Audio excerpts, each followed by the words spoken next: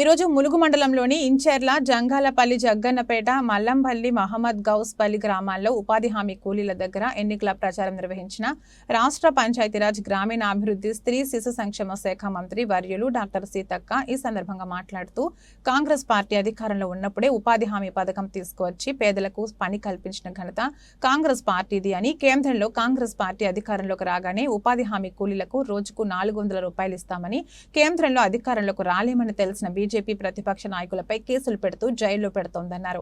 ప్రస్తుత పరిస్థితులలో దేశంలో ఇందిరమ్మ రాజ్యం రావాలి, కాంగ్రెస్ పార్టీ కులాలకు అతీతంగా సంక్షేమ పథకాలను అమలు చేస్తుందన్నారు. ఈ కార్యక్రమంలో కాంగ్రెస్ పార్టీ రాష్ట్ర, జిల్లా, బ్లాక్, మండల, గ్రామ నాయకులు, కార్యకర్తలు తదితరులున్నారు.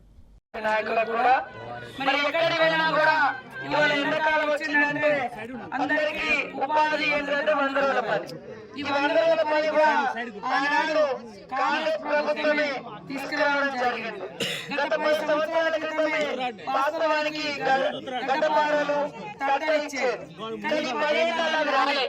ఇప్పుడు మళ్ళా దీనికి నేను మంత్రిగా ఉన్నా తప్పకుండా గతంలో టెంట్లు కానీ, నీళ్లు కానీ, మెడిసిన్ కానీ ఇవ్వడం లేదు.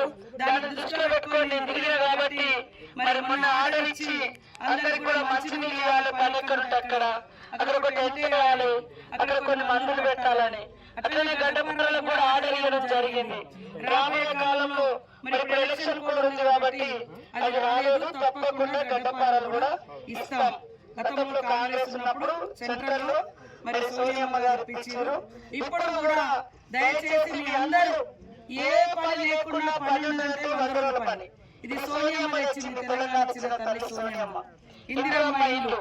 మరి అదేవిధంగా రేపు కూడా మరి మన నియోజకవర్గానికి 3500 ఇల్లు శాంక్షన్ అయ్యి మరి ప్రతి చోట 5 లక్షల పేదలకు ఇల్లు కట్టించే బాధ్యత మాది. మరి ఆ రోజు భారత ప్రభుత్వం ఉన్నప్పుడు బస్ ఛార్జీలు బాగా పెంచారు. కరెంటు ఛార్జీలు, ఇళ్లలో ఉండే కరెంటు ఛార్జీలు కూడా పెరిగినాయి. కాబట్టి దాన్ని దృష్టిలో పెట్టుకొని పేదలు బస్ ఎక్కడెవరు పేదవాళ్ళు ఎక్కువ ఎక్కుతారు. కాబట్టి మహిళలకు అందరూ కూడా ఉచితంగా బస్సు ప్రయాణం పెట్టినాం. 200 యూనిట్లతోటి కరెంట్ ఫ్రీగా, మీకు 200 యూనిట్లు కరెంట్ ఫ్రీ వస్తుంది. అదే కాకుండా 10 లక్షల వరకు మానం బాగాలేకుంటే ఫ్రీగా వైద్యం అందుతుంది. మరి 500లకు గ్యాస్ సిలిండర్ 10 ఏళ్ల కింద కాంగ్రెస్ సెంట్రల్ లో ఉన్నప్పుడు 500కి ఇచ్చేది. మోడీ గారు తగ్గిస్తాను 1200 పెంచారు. ఈ 10 ఏళ్ల నుంచి రేట్లు బాగా పెరిగినాయి. దాన్ని దృష్టిలో పెట్టుకొని 500, మిగతా 500 మీ అకౌంట్ లో పడతాం. మీకు చేతికి ఇస్తే ఆ గ్యాస్ సిలిండర్ తెచ్చిపోయినా మరి మీ చేతికి ఇస్తారో ఇవ్వరు. ఎందుకని ఆన్లైన్ వేస్తున్నా, ఎందుకని పడకుంటే మన గ్రామ అధికారులతో చెప్పండి, ఆధార్ తోటి లింక్ చేసుకోండి, మీ పైసలు మీకే వస్తాయి. అదేవిధంగా ఈ ఎలక్షన్ కోడ్ ఉంది కాబట్టి ఇళ్లకు ముగ్గు వేయలేదు. తప్పకుండా వర్షాలు ఇప్పుడు ఈ ఎలక్షన్ వల్ల అయిపోగానే 5 లక్షలతో ఇల్లు లేనటువంటి వాళ్లకు గ్రామ పంచాయతీ కాడ మీటింగ్ పెట్టుకొని అందరిని ఒక దగ్గర జమ చేసి అందులో ఎవరైతే పేదలు ఉన్నారో వాళ్లకు బస్ చేయడం జరుగుతుంది. ఈ చెరువులకు కూడా ఖచ్చితంగా దేవాదుల నీళ్లు, మన నీళ్ళు రాకుండా అప్పుడప్పుడు మరి అక్కడ 3 చక్రాలుగా మన కొట్టించి కొంతవరకు నీళ్లు మన పంటలకు కుడిపించినాం. ఇప్పుడు కూడా ఇస్తాం. మల్లంపల్లి మండలం కూడా మా పోరాటం.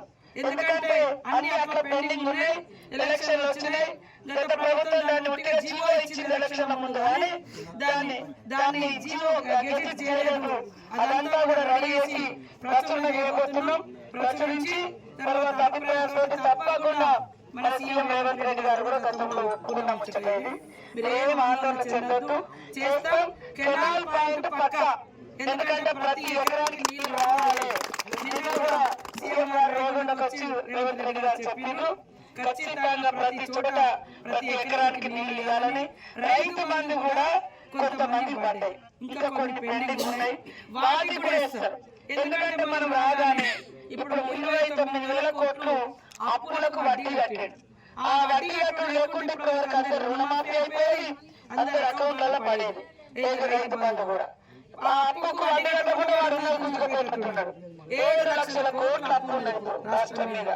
కాబట్టి దయచేసి పేదలకు న్యాయం చేసేదే మన ప్రభుత్వం. ఇలా 100 రోజుల పని కూడా రేపు రాహుల్ గాంధీ ప్రధానమంత్రి అవడం ఖాయం. 400 వేస్తున్నాం. ఇది కాంగ్రెస్ పెట్టారు కాబట్టి మోడీ గారు బీజేపీ వాళ్ళు పని తగ్గిస్తా ఉన్నారు. కూలి కూడా పడకుండా గత సంవత్సరం డబ్బులు కూడా రాలేదు. నేను వచ్చి రాగానే దీని మీద రివ్యూ చేసుకొని ఎప్పటికప్పుడు పడాలి డబ్బులు, అదేవిధంగా మంచినీళ్ళు ఇవ్వాలి, టెంట్లు వేయాలి, మరి గడ్డపారలు ఇవ్వాలని కూడా మనం జీవో తీసుకురావడం జరిగింది. తప్పకుండా వస్తే 400 పడతాయి. మా అక్కలకందరికి కూడా ఎలాంటి వడ్డీ లేకుండా రుణమాఫీ మన